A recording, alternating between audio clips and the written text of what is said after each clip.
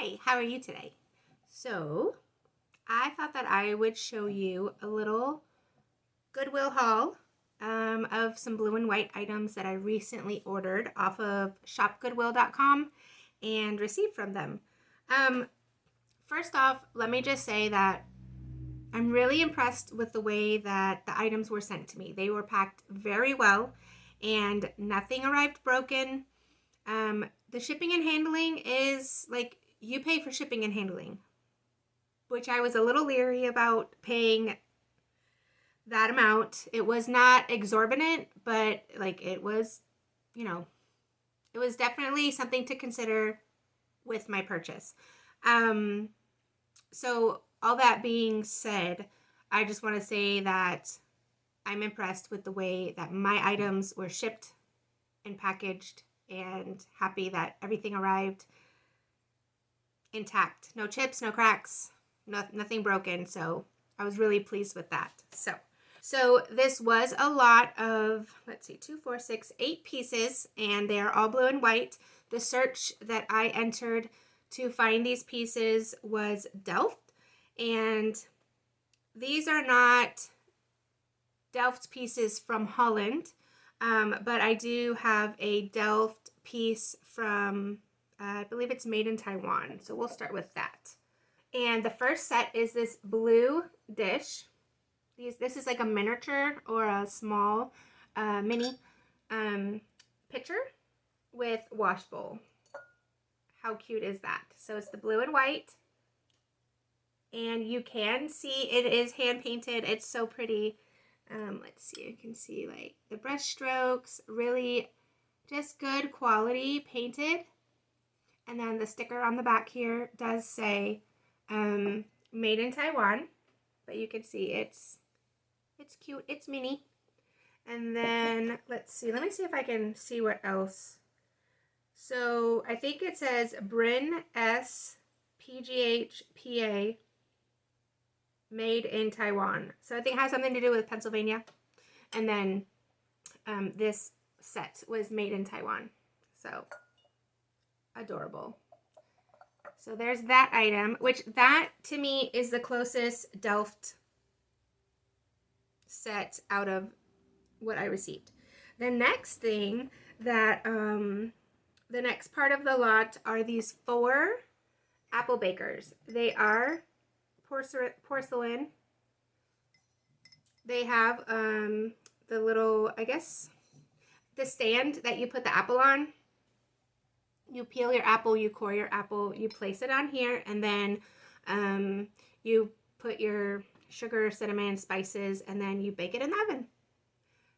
From what I understand, it's pretty easy.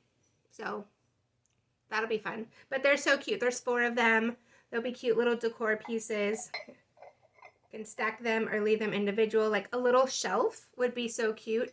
If you had like a shelf with like a little like a plate notch or some type of a bar or a stopper that, or even museum wax, you could kind of tilt them. You could tilt them up and display them together. So I just thought those were super cute, different. I hadn't seen these before. Usually the apple bakers that I see are more like crockery or why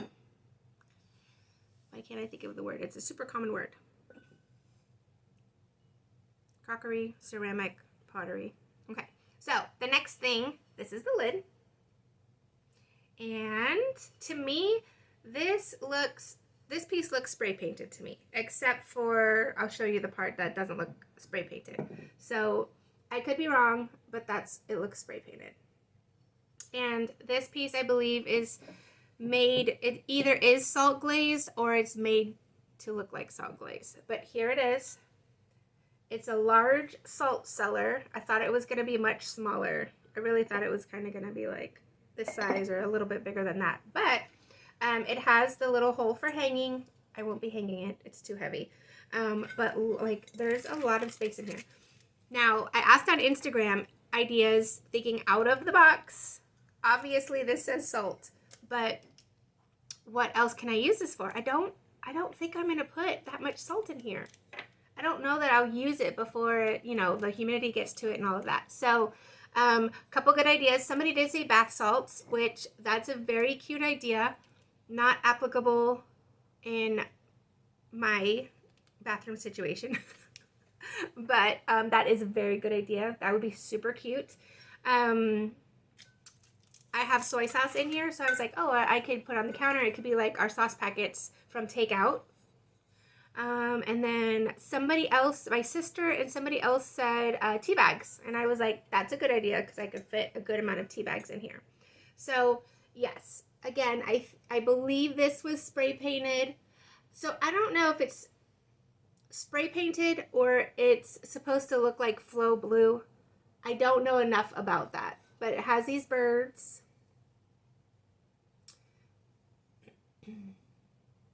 And then there's no markings on the bottom that I can differentiate. So there's like a little nub here, which I think is from manufacturing. And then, or just, yes, manufacturing process. And then this is like, it's black, but it's rough. Like there's no glaze there, but I feel like this was on top of the glaze. So I'm not sure. I don't know enough about that. And then this part looks gray. So here's the thing. Because I don't know enough. What if when the color is applied,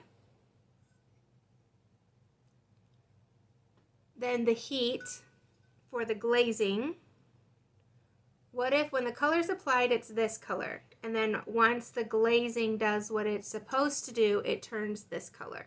Maybe that didn't happen here like it did on the rest of the piece. That's a possibility.